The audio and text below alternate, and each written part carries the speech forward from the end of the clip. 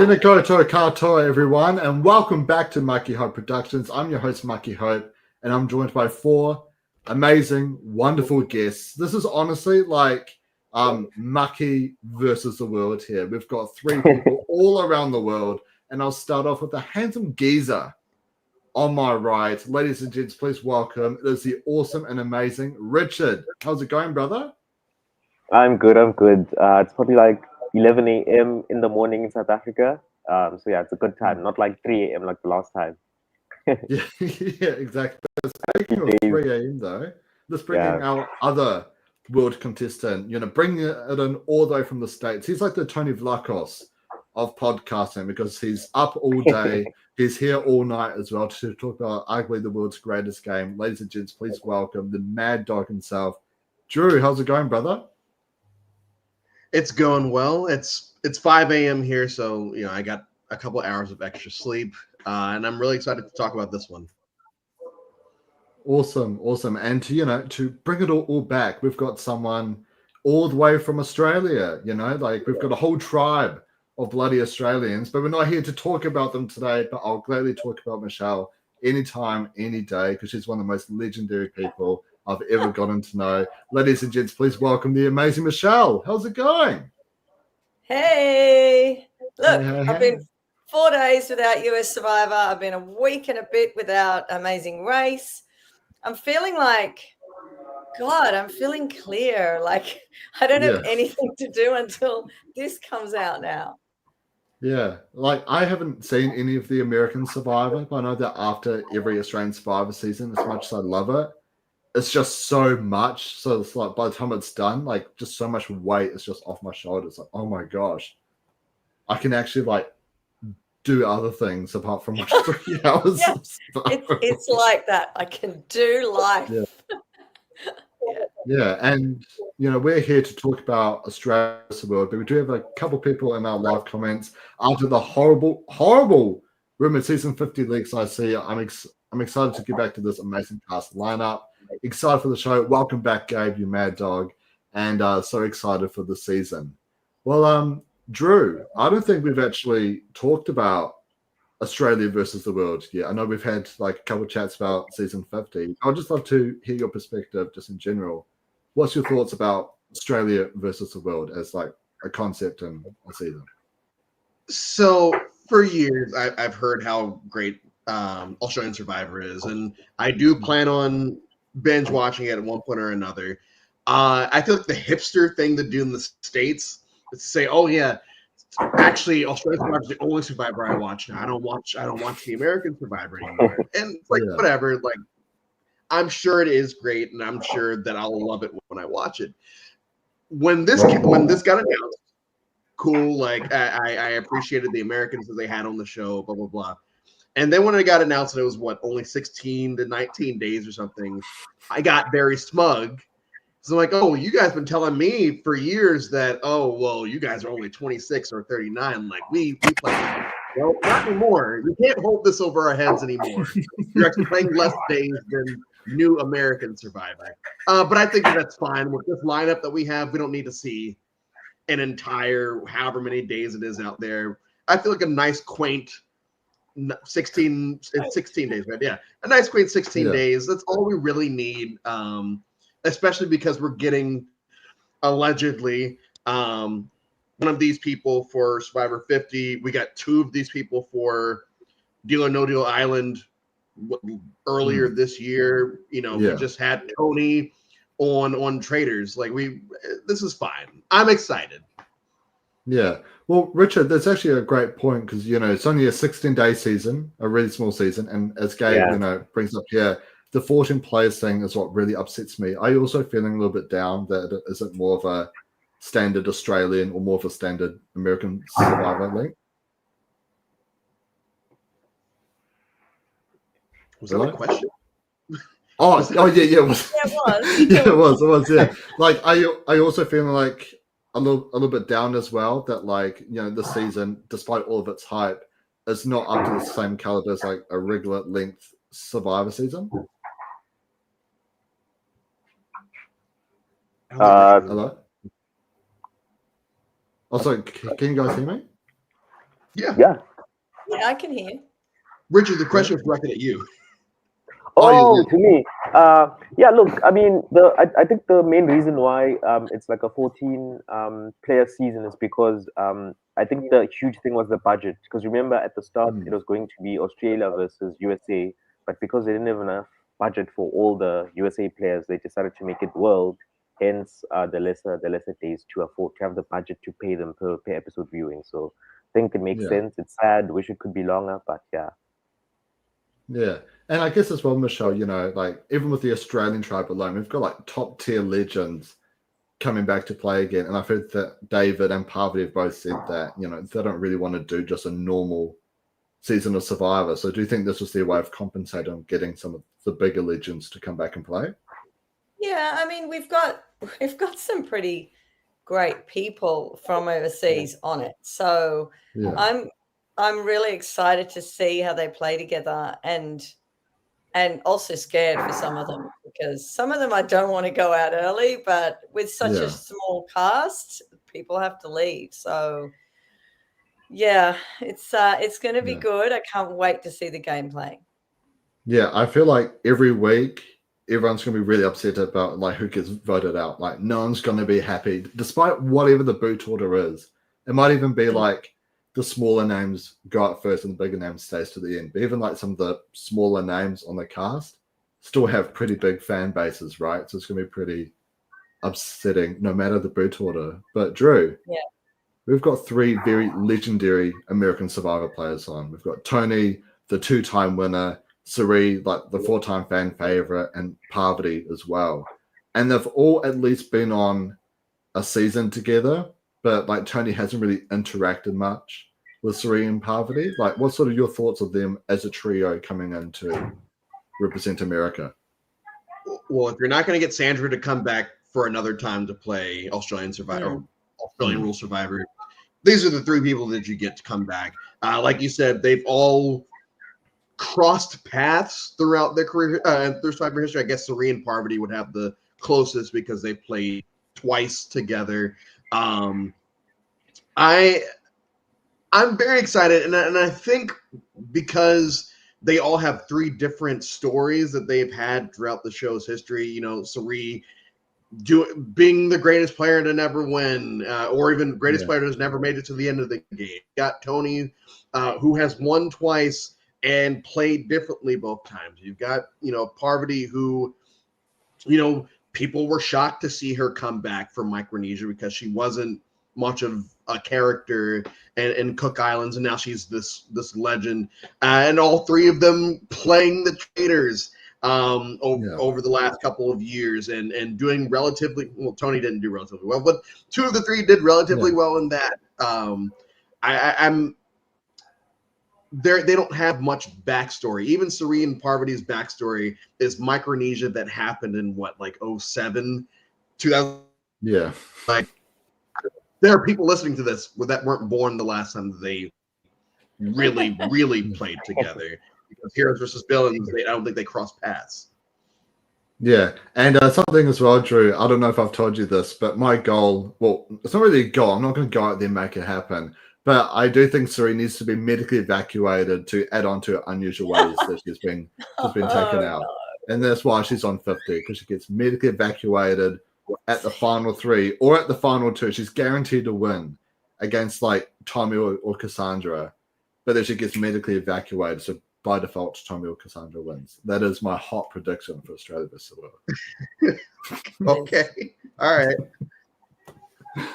But I mean, I hope, Michelle, obviously, she better, I would rather her just win, so that way I don't feel obligated to root for her if she is on 50. Yeah. Well, I mean, I don't know. I feel like if she does get medically evacuated, you want to root for her even more, right?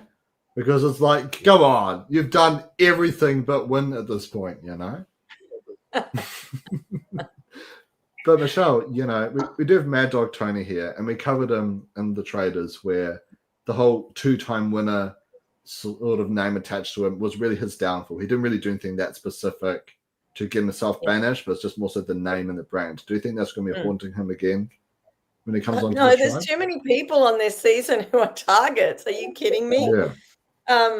he'll just blend in with the other targets. They obviously, I want to know how they're going to play. I want to know if they're actually going to take off the people who aren't the huge players first, or if they're going to keep them around and treat them like they're not going to be goats, but treat them like that so that they can get rid of the other big players. So I'm really interested to see in how they play this.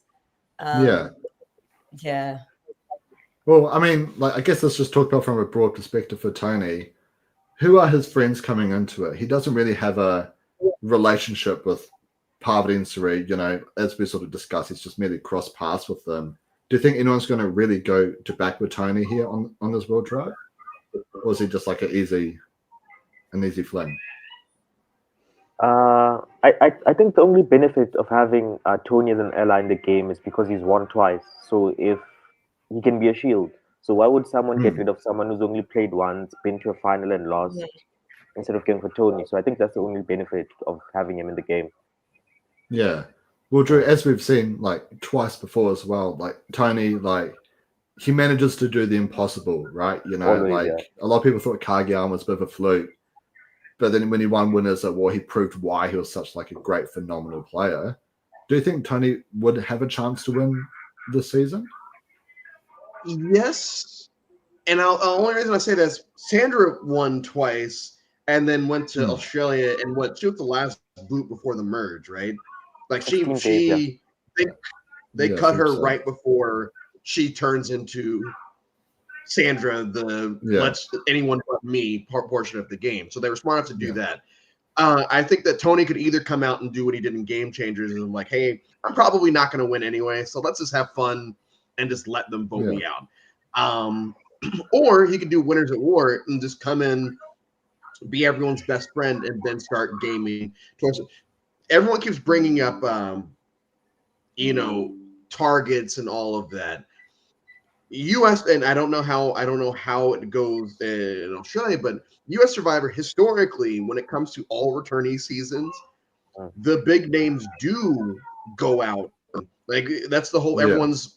One of the big qualms of Winners at War is, the boot order had to be somewhat bad, but like you're losing Tyson, Parvati, Sandra, Yule, like almost in a row at one point, and Ethan like right before that, and then you get everyone else there. Heroes versus Villains, you're losing a lot of your favorites pre-merge or like right on the jury. All Stars is notorious for getting rid of all the winners before the merge. Boston Rob doesn't even become a character because they get rid of all the big names beforehand. So with this, I think it's entirely possible that the Americans may get taken out first, and these less threats that are on this season could potentially just turn themselves into legends because they've gotten rid of all of these folks. Yeah. Well, Michelle, I guess another thing that's sort of endangering the Americans is that it is a 7-person tribe, right? So you've got 3 Americans and 4 like non-Americans. Do you think that will play a massive factor into trying to like even out the numbers at least a little bit? I don't see Rob teaming up with the other 3. I see Rob sort of aligning with the Americans. Okay. I don't know. Tommy's a super fan. And as someone has said in the chat, he does like Tony. Cassandra, if that's how you say her name, I'm not sure. It's got an E on the end. She is very good at challenges. Like with her tribe and individually, she won 2 individuals, but over her whole season, she, with her tribe or individually, won 18 challenges. So she's a bit of a goer. And, we know Rob and we know Lisa. I mean, they're both winners. So if they had the brains, those 4 of them should team together and get rid of the Americans. However, I think they're going to want to team up with the Americans because their fans are going to want to team up. I can see Parvati getting with Cassandra, forming alliance possibly. Tommy could go with Tony. I don't know. We're going to have to. It's either going to be really interesting or it's going to be a hot mess. Yeah. I don't know. Well, Drew, something that's hot and spicy is that there is actually 4 women on the tribe. Majority of the tribe is women. Are we going to see Parvati do her best work and create the Black Widow 2.0? Well, we've got one other member from that OG Black Widow from 07, 08. Once again, I don't know exactly the year, but Yeah. so that is possible. I thought it was very production knew what they were doing in the cast photo, having her and Shawnee standing next to each other, because when you like, I had never even known that Australian Survivor was a thing until 2019, 2020. And then everyone online starts talking about Shawnee, and I'm like, oh, okay, cool, whatever. And I know the legend behind her. And so the fact that they have these two standing next to each other in the cast photo, I'm like, I know what you're trying to do. You're trying to make us want to have those two work together down the line. You know, merge or whatever. You want that to happen. So I think that would be very fun. That would be fun fan fiction. I guess it would be fan fiction come to life if it actually happens. On the OG World Tribe, I think it's more likely that it's territorial at first. I do think that an American might go home first, and then it becomes more fluid within the tribe. But yeah, I think the numbers, people are going to look at the numbers that first round. If they lose, they're going to look at the numbers first, and then by that, because it's only 16 days, you don't really have much to go off of. So if you lose first, you're not going to have enough time to like go based off the bonds you already made, because you haven't made bonds. You go after territorial stuff of like, oh, well, there are only 3 Americans. Let's get rid of one of them. Yeah. Well, it's a shame that Richard isn't here, because I know he knows a lot about Rob. But something about Rob though. Oh my gosh! Speaking of the devil, you say his name 3 times in a mirror and he shows up. Richard is back, everyone. Whoa, he's back. We were just starting to talk about Rob on the World Tribe, because something throughout Island of Secrets that he wasn't a big fan of threats. He loved being the one in full control. Like, he identified like Jacques and Jeffrey as threats. Mike as well, who was constantly weakening Mike's sort of circle. Yeah. Do you think that maybe he would want to be the figurehead or the spearhead that tries to take out the Americans? Thing is, I think in his tribe, he's one of the biggest people there. So unfortunately, that's going to make him stand out, whether people have watched his season or not. So I think that strategy won't work. I think he should probably approach the game like he did when he first played, to try and make himself as small as possible. Is it going to work? I doubt it, because like he's playing with people that have like made it quite far in the game. So that's going to be a I'm mammoth hoping no one's watched Rob's season, because then he'll just go for them. Like, at 5 individual challenge wins, like, it's insane. He's a triple threat. He's just an amazing player. Yeah. And I really don't want him to go out early. Yeah. Well, we saw that he almost got into a cheeky brumble with Jacques. Do you reckon that there's any player on this cast he might get into a cheeky brumble with? Do you reckon? I have no idea. I know Tony's crazy with this like Spy Shack stuff, so maybe they might get into a brawl on the island, which is insane.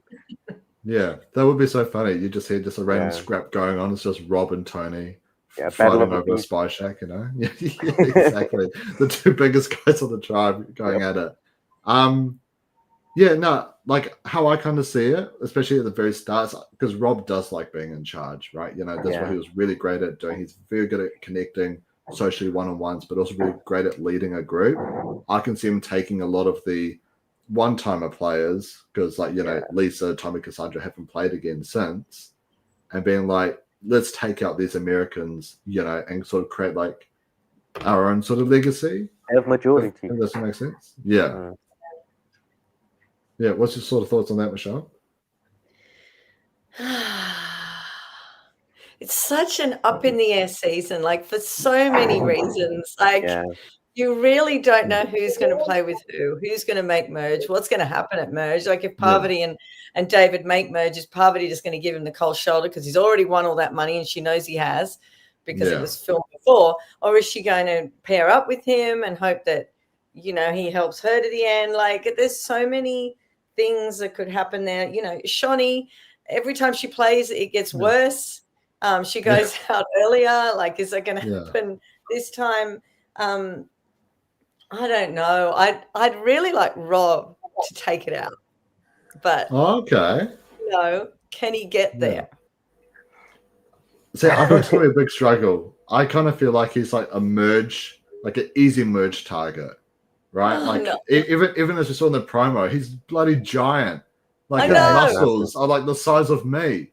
You know, it's absolutely crazy. But Drew, I know that you haven't seen Rob's, so I'm happy for you to kick it from here. What would you like to know about Rob and even Lisa when we we'll start talking about Lisa? I mean, I'm fine going in blind enough with their games, but because based off of what y'all have said that they're people to watch out for. What I'm more curious about is, and this is not a Rob thing, but because of how short the season, it being basically a little over 2 weeks, merge is probably happening around day 7 or 8, which means that at that point, all of these winners, all these, like, if let's say that every winner that's on this season makes it to that point, I think it's, I don't know about the winners on the other part of the world, how they would go about it, but like, I don't see why they wouldn't just get together and say, okay, we've got a week of this left. Let's just all get together. Let's do this. And that way, one of us will, you know, and I guess on the other end, the non-winners would do the exact same. And what's interesting about that is I potentially see Sari working with the winners in that situation as a way to navigate it all. But, you know, as far as individuals from, you know, these other, I really wish that there was at least a couple people from the South African seasons that I had seen. So I could be like, oh, I know these people. Like, I mean, I know that this was like a, oh man, where's Chappies? Where's Chappies? Where's Chappies? Chappies. I enjoyed him for what it was, but I'm kind of excited that he's specifically not here because I got 2 seasons of him, the 2 seasons of South Africa I did watch. So Yeah, I still find it so crazy that Chappie's, you know, I guess spoilers for Return of the Outcast. He was the first one voted out, but he was still in the top 3 for the fan favorite that season. Like, it's just, I know. It's only there for like 2 episodes. Well, his pre-interview, I saw him and I thought, oh God, he's going to do really well. And he was out, and I'm like, what the hell? I loved him, and I didn't see enough of him, and it was annoying. But yeah, as Gabe has said in the chat, this international tribe has 4 winners, but it has 4 winners and 3 runners-up, so it is stacked opposed to the Australian tribe. Like the Australian tribe has only 1 winner, 1 runner-up, and then the rest are all over the place. Like I mean, wouldn't you count Luke as a winner though? Like the fans literally gifted him like $500,000 as well. After the fans did, but that doesn't mean he can play the game to the end. The fans are stupid. The fans like Russell Hantz. Like, fans don't know what they're talking about. The fans gave Rupert $1 million during All Stars. Wait, Mucky, I do love Rupert. He's a bit clueless, but I do love Rupert, and he's very bad at The Amazing Race. He's a little better at Survivor, but still. Wait, Mucky, I was going to ask, didn't Luke win Big Brother or some celebrity Big Brother? Yes, he also won Big Brother. Yeah. Okay. Yeah, that's the only Big Brother season I've watched as well. And I was like, oh, it's really that easy? Gosh, like people have said like it's hard and stuff. No, I always said I would rather do Big Brother than Survivor because it's like, oh, you just put me in a house for 3 months and let people be crazy and just be everyone's favorite person. Okay, I can do that. What I pretty much gathered, I mean, this is the only season of Big Brother I've seen, but what I pretty much gathered from Big Brother is that as long as you're just like in general, just like likable and just sort of chilling, then you're pretty much guaranteed to the end. But as long as you actually like do stuff, because in America, is it the same where the audience votes for who wins, not like a jury? No. They that was the first season of Big Brother, Okay. and then every other season it's jury votes for it. But even then, it's usually, hey, if you haven't pissed me off and you're likable, then I'm probably just gonna vote for you. Yeah. Yeah.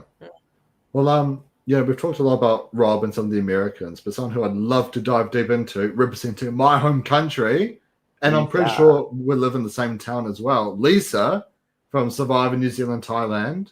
Yeah, she was awesome. Yeah. Michelle, have you seen Survivor New Zealand as well?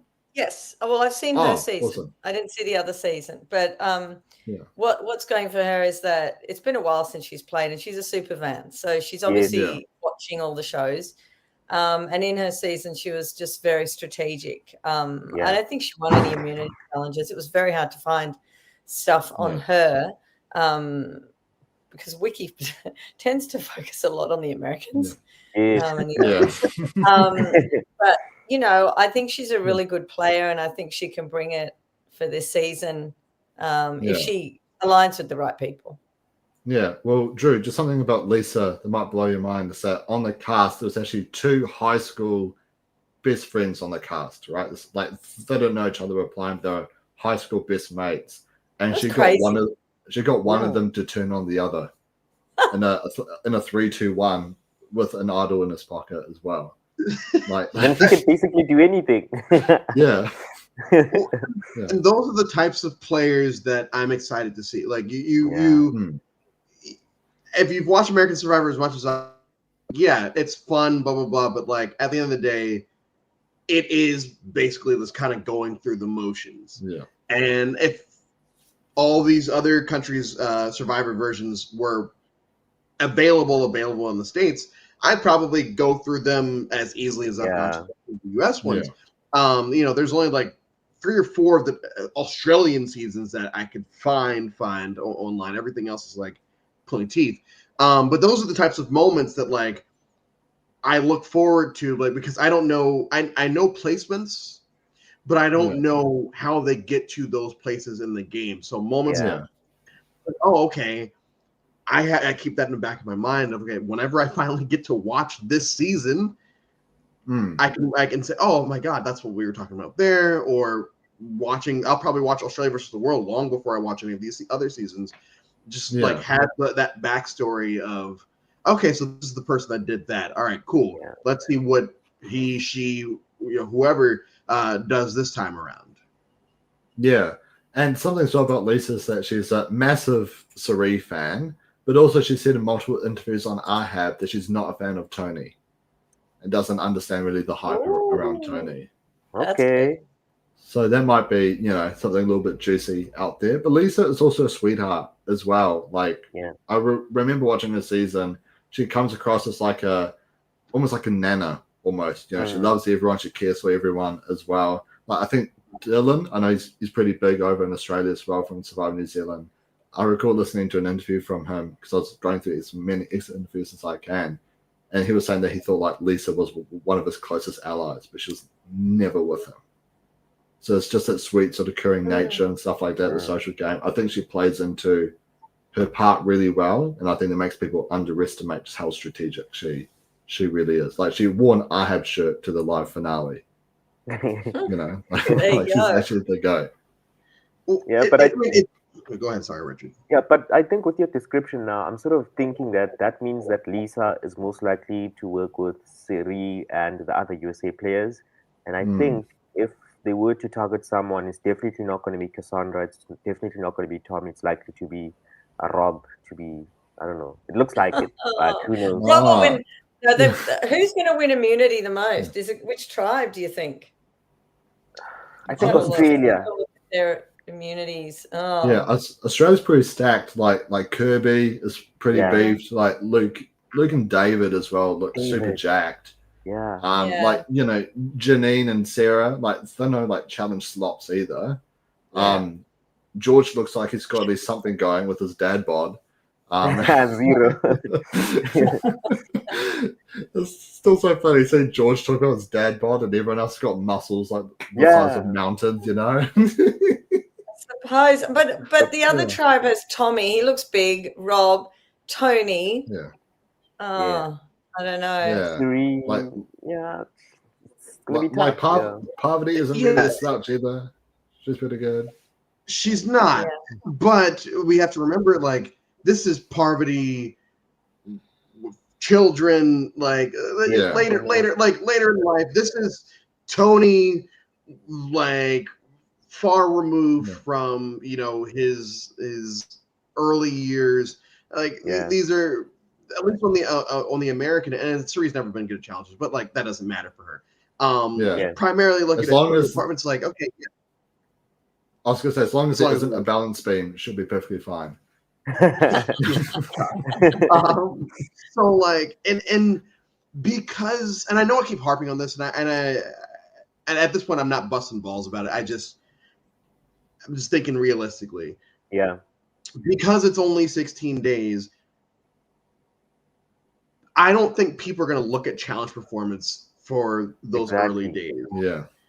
It's really not going to matter, because it's like, dude, we're going to swap and or merge by the end of the week or early next week. Who really cares? I don't know. Australia's pretty good at making everything really long. They're probably going to stretch it out to like. There's going to be like 100 non-elimination episodes. Yeah, we still get a 24 episode season or something. It's like, wait, why? Yeah. We're just going to see them swimming for a whole episode. Yeah. Well, one twist that I do think will work on this season, which after this we can then talk about some of our unknown players like Cassandra and Tommy, but I do think that a Edge of Extinction type twist would work on this season. And the reason why I say I'm a massive fan of Edge of Extinction. I really am. I know this is a Survivor hot take, but I think Edge of Extinction really works well pre-merge. I think the issues come in once, like, your Chris Underwoods or your Natalie's who got voted out, like, first few episodes, comes back in with a guaranteed idol at the final 6. I think that's where the issues start coming in. But I feel like overall as a twist or an idea, like with Winners at War, you still got to see your favorites still kind of in the game doing stuff, like when Tyson and Rob were trying to find like the fire tokens, but they're being quite cheeky towards each other. It's like, well, actually I did this, actually I did that. Like there's still moments that fans like to see. So I think a twist like that I'd here. like that. Yeah. I'd like that because I wouldn't be as sad. Generally in the game, I don't really like to see that because I don't like someone coming back and then winning. Someone like Haley. But for this, I think I'd like them to stay in, like Winners at War. That would be a nice twist. Yeah, and then that way, because I'm pretty sure George is guaranteed first boot. Like I know we'll probably talk that a bit later on, but imagine having him for the full length of the season as like the ream of Edge of Extinction. That'll be pretty. That'll be so great. But yeah, also after you, Drew. Oh, I was gonna say, like I'm assuming this is a hot take. I'm not a George person, but the one season of Australian Survivor that I've seen, it was Heroes vs. Villains. He was on there. If he is the first boot, I agree. Like, I wouldn't mind seeing what's George doing over here. But like Gabe says, there's not enough days to do that kind of thing. Yeah. But on the other end of that, and I think this is, I don't know who brought it up earlier. I think Richard brought it up earlier about budgeting. Yeah. And that's why you have to pay Suri, Parvati, and Tony boatloads of money to come play. Yeah.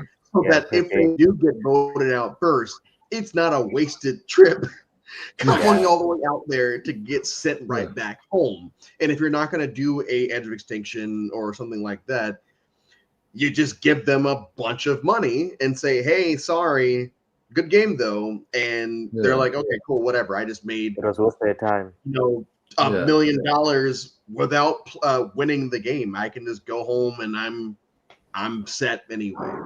Yeah. Do you reckon that's maybe like if they made the season a little bit longer, maybe that's what they would have tried to do. Like, hey, Tony, you're a 2-time winner. Hey, everyone, Tony's a 2-time winner. If I had to target someone, it would be Tony. I don't want to throw that out there, but if you wanted to target Tony, really help our budget. Like, no, but I guess here's another juicy, production related question. When do you think the jury's going to start? Is it going to start straight away because it is such a small cast, or do you think they would wait till the merge, have like 5, 6 or so people be the jury? What's your sort of thoughts? So Australia usually does final two, right? Normally final 2s, yeah. Okay, so you just do 11, except the first 3 boots. Actually, no, but that math check out. If you do 11, then it's a 9-person jury. Yeah, so you just do the first 3 boots of the game, don't make jury. Yeah, and how rough is that? But like flying, and then everybody else. It's crazy because I'm thinking like flying to Australia just for 3 days, then you get sent back home is insane. Might as well just put everyone in the jury because you just so. When the US had 16 players, how many were on the jury then? I'm trying to think back. They would merge because they would have 7 jurors, so they would merge at 10, and then the jury would start at 9. Yeah. And then Yeah. So I guess that is more realistic. Yeah, that makes sense. That's realistic. Yeah. You have a 7-person jury, final 2. Can you imagine if, like, I don't know, they merge at 5? We get like a 3-person jury. There is no merge. Everyone makes a jury. That's insane. That's so nuts.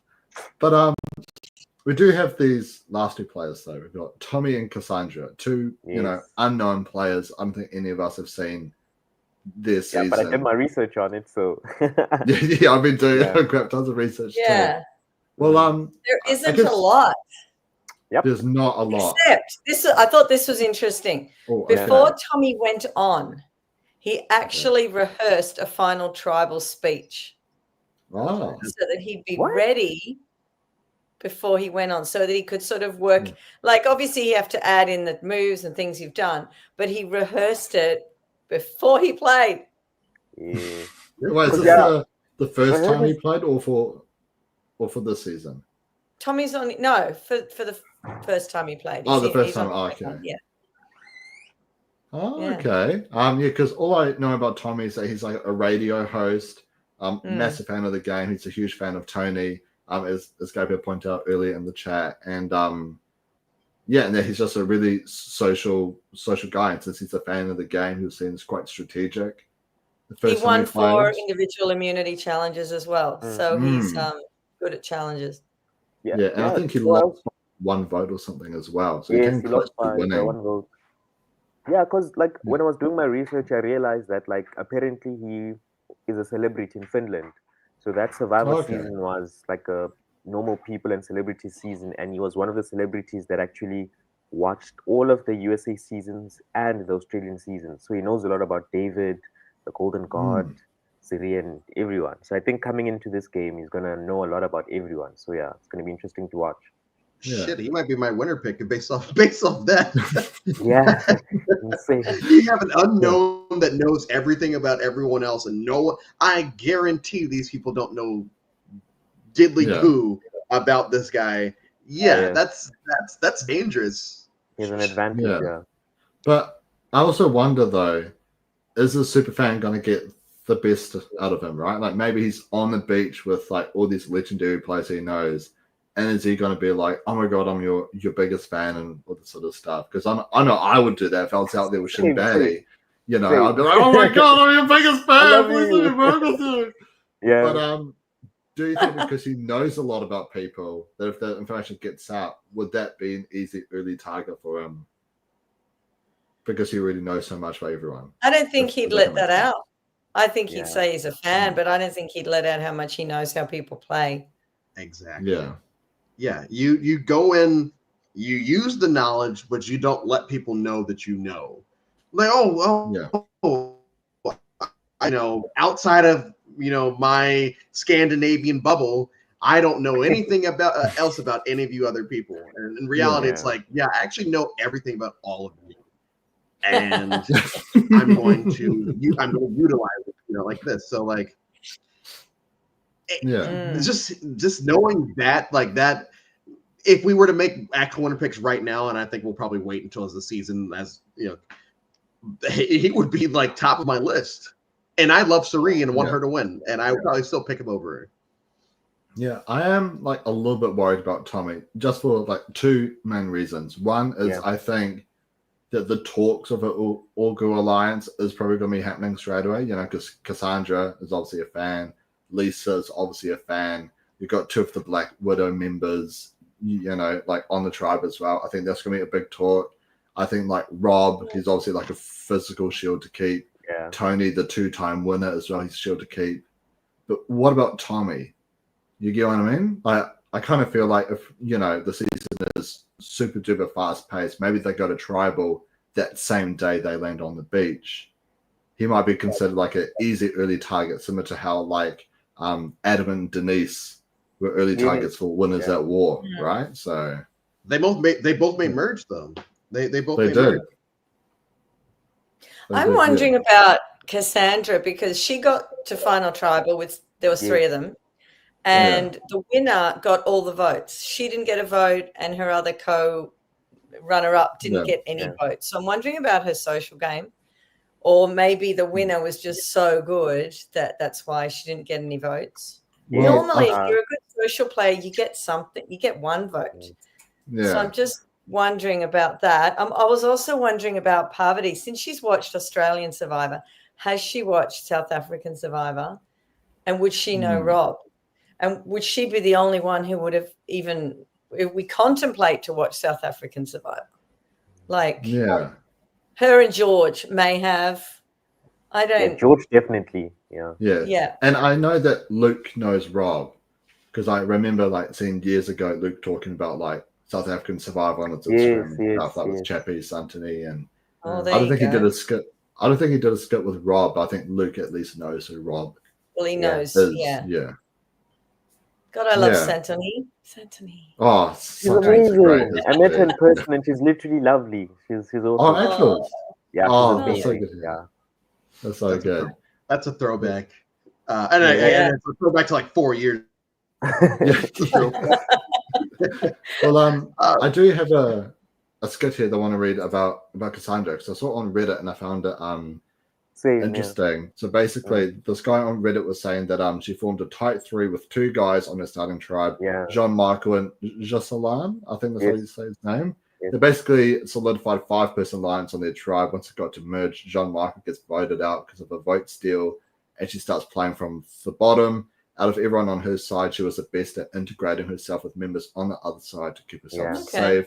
Her social game and the threat of Jocelyn's idol was how they sort of like stayed in control throughout the rest of the merge, and that she was starting to contemplate on turning on Jocelyn because of the big threat he was.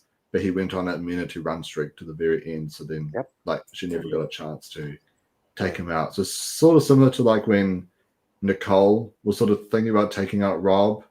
Yeah. But then, he just went on an immunity run streak. And still, I think one of my greatest, I think my jaws never dropped to the ground so much that when in the final five of Island of Secrets, Nicole's like, Rob, we talked about an all-girls alliance, but to me, you are the image and the idea of feminism and like woman empowerment. Yeah. What are you talking about? It's like because she won what's the competition? Miss South Africa. So I think she was giving like a pageant speech about like what are women without the men that support them. So I need to support you. But like dude actually won. Like it was interesting, I don't know. When I think of Nicole, all I think about is her in the bath. The bath. It was her, wasn't it? At the like auction challenge thing, reward thing. Yeah. Wait, what happened in the bath again? The she reward. Was eating in the bath. Yeah. Gosh, I don't remember that, but thank you for making me remember. No, so with Cassandra, it seems like that she does seem like a all-rounded player. I wonder how that's going to impact her this time. Is she going to try play a little bit more cutthroat, since the first time she played, she was like quite loyal, and that costed her the win. So, Yeah. Michelle, do you reckon she's going to start playing more cutthroat this I don't season, know. or I don't know. Like, Should. it's this cast just. I'm like it. I can't even think of how anybody is going to play. You're gonna play. It's not normal. It's not. Yeah. It's nowhere Yeah. near a normal cast. Even looking at Winners at War with the Americans, you could sort of tell, oh, they might play this way, they might play that way, even though they're all winners. You knew. But this, there's so many different entities. Like, I can't give a value judgment on any of them. Yeah. People go there to have fun. Like, there are going to be some people that are there because they've already gotten their payday. Yeah. They're going to go in with less. I'm here for the check. I've already won. I've already done this. I'm this person. I'm just, and this is not a real season, whatever that means. And then you're gonna get the people that are like, no, screw this. I love playing this game. I'm coming in hot, or I'm gonna come in and do this and that. So there is that dynamic of who's there for the check and who's there to play and win the other check at the end of the game.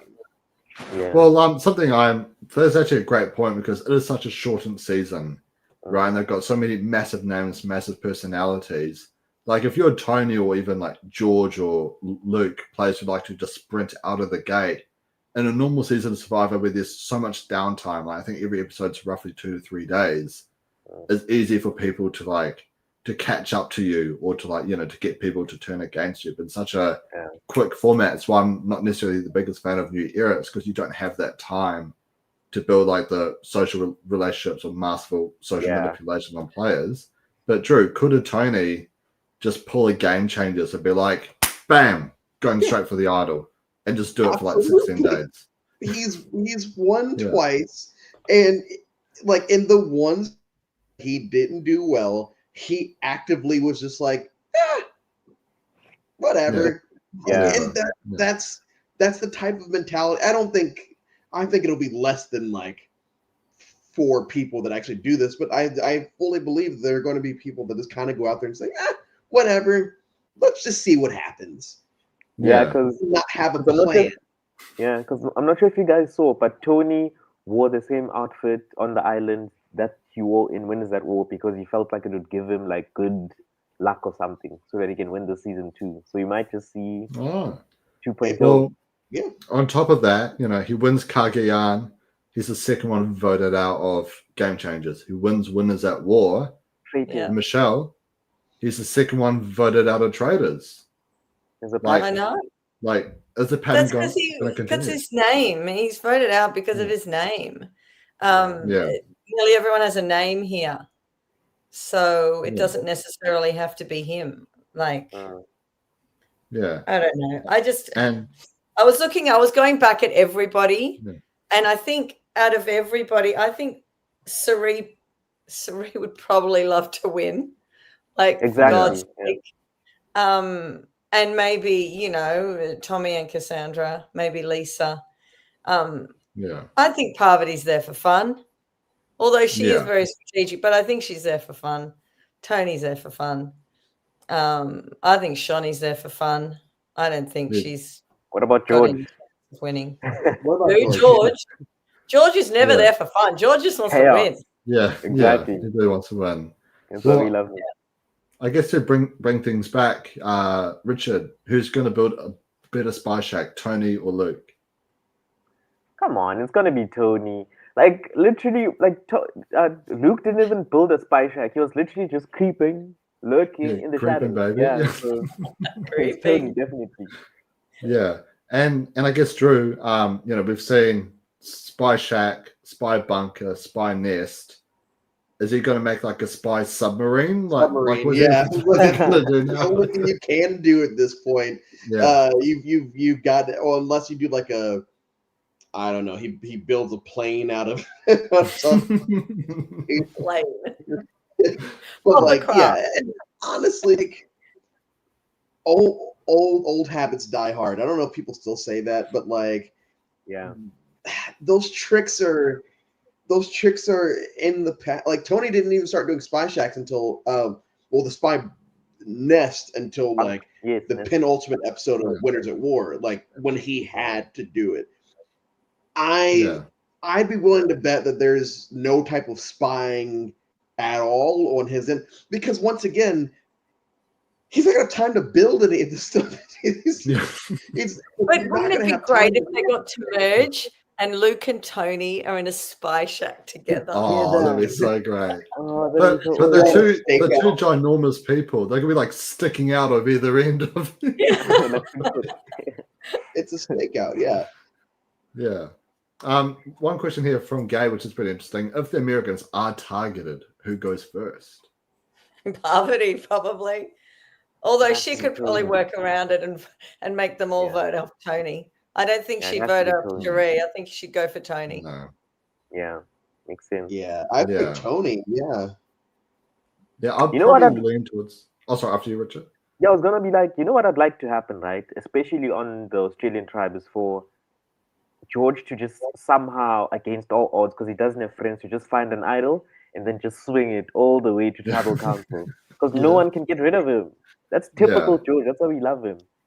I do think, like, I didn't really talk about this when I did the Australia tribe breakdown with Hamish, but I do think that if George is to actually form numbers around him, because essentially, Drew, the numbers on the Australian tribe is, I call it the Luke Alliance, because Luke and David played together in Champions vs. Contenders. They were one of the tightest duos in Australian Survivor. At one point, they overcame a 7-2 majority in like a day without playing a single advantage, right? They've been through the trenches together. They played with Janine, who's also on the tribe. Luke and Sarah played together in season 2, which Sarah's also really close with David. She's the reason he even got onto Survivor as well. Kirby, who recently played, actually used to work with Luke and like the mines and stuff in Australia. So that's 5 people. Then you have George and Shani. And obviously George betrayed Shani as well, and she's most known for if you stab her in the back, she'll hit you in the face with a sledgehammer, right? So yes, I do think if George is to try and work numbers around him, he'll need to like do the idol flash, get another tattoo on him, you know, and maybe try form a circle around there. I think that's his best chance of actually forming.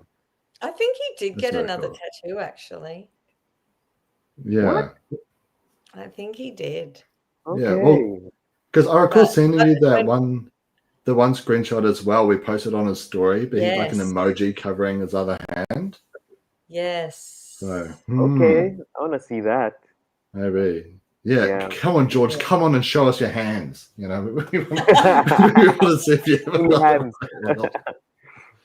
But yeah, and I guess as well, if the Americans aren't targeted, let's say everyone's like, you know, frothing to their feet, who are they likely to target first as well? Still feel like I would say anyone that vocalizes, hey, maybe we should get rid of an American, because they're going to see the numbers and be like, hey, let's do this. And someone's going to run their mouth to Sari, Parvati, or Tony. And it's like, oh, okay, let's nip this in the bud now. Yeah. And then now we have a 3-3, and y'all just lost the advantage without us really doing anything. Yeah. Typical. Yeah. Typical, well, yes. Yeah, very typical. Well, this does sort of bring us towards the end of our podcast, but I want to play a quick cheeky game. Who is the first to go out from the World Tribe, and who's going to go the furthest in the World Tribe? And I'll start off with you, Michelle. Who's first out? Thanks. Oh, you're so welcome. First out, God. I'm going to go Tony. Oh, okay. And who's going to go the furthest? Oh, God. I want it to be Sari. Same. Yeah. Or Rob. Sari or Rob. Hopefully. Yeah. And how about you, Drew? Who's first out? Who's going the furthest? During all the Winners at War pre-season stuff, everyone had Tony going out first because there's no way. Really? Yeah. Yeah. I'm gonna go ahead and say that anyway, and to say, yeah, Tony's gonna go out first. Yeah. And I can't wait to eat my words. And it's like, oh, he just wins again, whatever.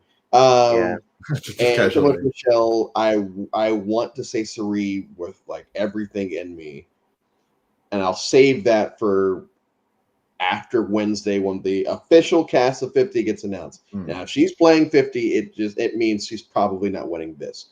Yeah. I will say. Oh yes. I will say. I'll say Tommy, because just based off the backstory that we got here, Yeah. that's the type of player that I would really latch myself onto as a fan of oh yeah, you know all this stuff. As long as he doesn't drop the ball and like do I know everything about you. Yeah. As long as he keeps it, as long as he stays calculated with his like, hey, like basically what I'm not a fan of this person, but basically what Coach tried to do in Heroes vs. Villains, where it's like, hey, we should be dealing with all of these people, and the villain tribes are just like, we don't want to. It's like, well, that's crazy. I think that, and the person from the Scandinavian side of the Survivor community, the part of the Survivor community, I don't think any of us like. I mean, obviously we all talk. We really didn't. We really didn't know and or pay attention to before this. That would be crazy if that guy made it out of all of these people that we all actually know about. Yeah. Can you imagine what like a massive boost Survivor Finland will get if Tommy wins the season? Like everyone's gonna be like hunting for that one season. It's like, oh my gosh, why is everyone trying to watch our stuff? Yeah, they probably need to do a translation of it first. Yeah. All right, how about you, Richard? Who's first out and who's going the I mean, furthest? this is easy for me because you already know I'm not a fan of Rob, even though he's representing South Africa. But I'd be happy to have first boot. I wouldn't be bothered. You know, I hope he's watching this. But the person who I think would probably win from this tribe because I'm assuming Siri is playing 50 like Drew said, so she probably didn't win this. So the closest person to her should be Poverty. So yeah, I think Poverty will win and Rob will be first boot. Well, yes. Sacrilegious, Richard. Sacrilegious. Yeah. Yeah. It's it is a hard one because as Gabe said, the non-English survivors is getting love of Tommy or Cassandra do great. Yeah, I really hope both of them do really great. From what I've read of Cassandra, I found more online. I've heard that of Tommy. She sounds like a great all-round player. Yeah. But the only thing I'm sort of So what was that? An endurance endurance threat too as well. Yeah. The only thing that I'm like kind of worried about is, I mean, are the players thinking about, do we want a low profile player to win or like a high profile player to win? You know, just like naturally if Cassandra's at the end with any of the Americans or you know, it's the bigger names of the Australians, even if she's played a good game, are they still likely to give her a win over someone who just has like a larger name? Yeah. What's your thoughts on that, Drew? Context, like, and I only have American Survivor to go off of. Yeah. In all over 20 seasons, it's been, I would say, either a mixed bag or it goes more to the lower profile people. All Stars, it goes to Amber. You know, here's his villains. Yeah, Sandra had won before, but of the final three, she's low as far as profile. She's probably third. You know, game changers. I would say that Brad Culpepper and Troy Zane were bigger characters in their season, or in their seasons than Sarah. Like there's, I don't know. I feel like they will look at the game. I think they'll look at the game in a bubble. I don't think they'll look at it outside of, who was this before they got here? Yeah. I think you're actually right because I'm thinking if like a Tommy was able to manipulate people who've won before and then spin lies and then makes it to the end, like that's more impressive, more deserving. Yeah. However, I'm going to be on the opposite train. I think Tommy is first out just because I think if it's, you know, right on day zero, you got to vote someone out. As I mentioned before, I do heavily suspect an All Girls Alliance, Rob Fiscal Shield, Tony Massive Shield. We've got literally an hour. It's like Roblox Survivor at this point. We have an hour to vote someone out, we might as well just go for Tommy, right? And I think the person who will make it the furthest, I'm not saying this just because I'm super biased, even though I am super biased, it's Lisa. And the reason why I'm saying this is because she is literally like probably half the size of everyone on the cast. Yeah. So they're literally not going to see her, right? It's like, who can vote out? Well, no one's going to be looking down. There's got to be looking up. But I do think that she plays it part well. She knows that she's often seen as like the nana or like the old lady, you know, of the tribe. Same thing with Thailand. And she just like played that up, right? Everyone heavily underestimated her. Everyone was just spewing information to her and stuff. She's like, oh yeah, cool. But then she's the one who actually like got the numbers together to then make plans work without seeing like if she was one running things. She always had like, you know, a Matt or like a Dave, you know, from New Zealand to be the one like telling everyone the plans, but she was the one who was creating them herself. So I can see a player like her somehow making it to the end, and everyone's just like, wait, how the hell did Lisa get there? And you know, she delivers like a killer final speech or something, and maybe that's how she wins. Or maybe she channels it in a Christie, where you don't really do anything, but you just say a really good bloody speech right at the very end and make everyone wanna. I wouldn't like that. Nope. Proper gameplay till the end. Yeah, but unfortunately, that does bring us, you know, to the end of our podcast. Michelle, you're a busy gal. You know, like every day I see a new post from you on Facebook. What's some cool, exciting projects that you have coming up? Oh God, no, we're trying to figure out when this is coming out. I actually rang the channel. They said August because we're trying to work out when MasterChef finishes. They said maybe the second week of August. I think it'll be earlier, but we want to, you know, have a really good watch party for the premiere. So we're trying to lock down a date so that we can work that out. But obviously, I'm going to ring again soon because I want to know if they're doing a promo event like they did for Brains versus Brawn, where they give out buffs, because if I can get as many buffs as I can, I will. I know Mucky wants that way. I said, I'll give you my family's wills, their fortune. I'll sell you our house. Like, I'll give you everything that the Hope name can stand on. The Shin Petty hat. I'll give you all these photos. Everything signed from the love of my life, like everything. And the immunity necklace that's behind you. San Juan del Sur. Wow. Very underrated season, in my opinion. Yeah, so that's it. Awesome. And make sure you join the Australian Survivor fans. Is that the full name? Australian Survivor fans. Yeah, to join Michelle as we grab our pitchforks and torches and we march straight into Channel 10 studio to demand a date. Yeah. How about you, Richard? Have you got anything cool and exciting? Nothing much. I'm really just like looking forward to seeing the cast for season 50 if they're going to drop it. But outside of that, nothing much. Yeah. And how about you, Drew? Anything juicy and exciting? Me and V are discussing the Survivor 48 finale. World-wise, I don't know when it is. For me, it's like tomorrow.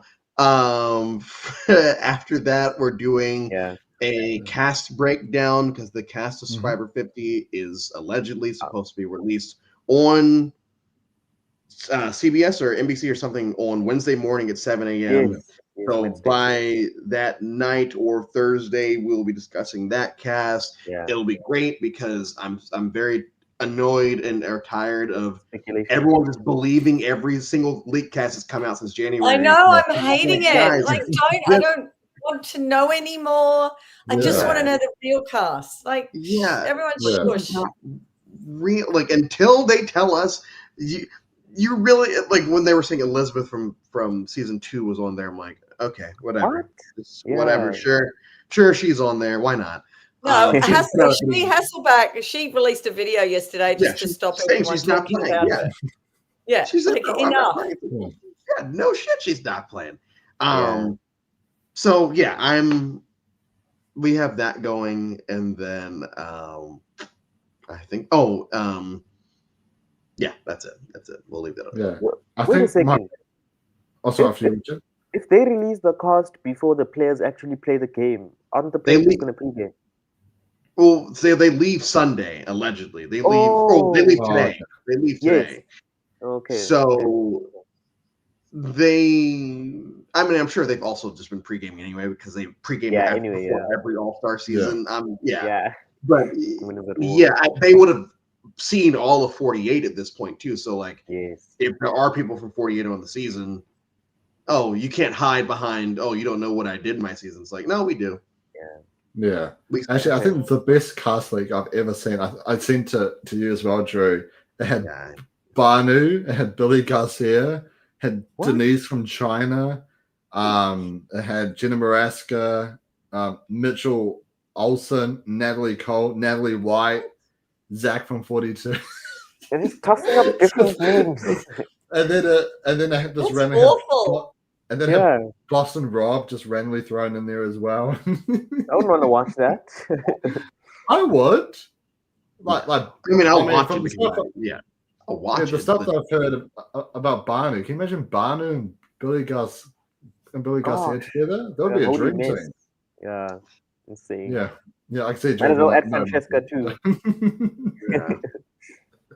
Yeah, but yeah. So as Drew said, we will be doing like a cast breakdown of the official season 50 cast that will be dropping later on this week, and hopefully we'll have some more amazing Australia versus the news, Australia versus the world content coming out as well. Every promo, I'll do a cheeky, quick live react to it as well. So until next time, everyone, I'm your host, Mucky Hope.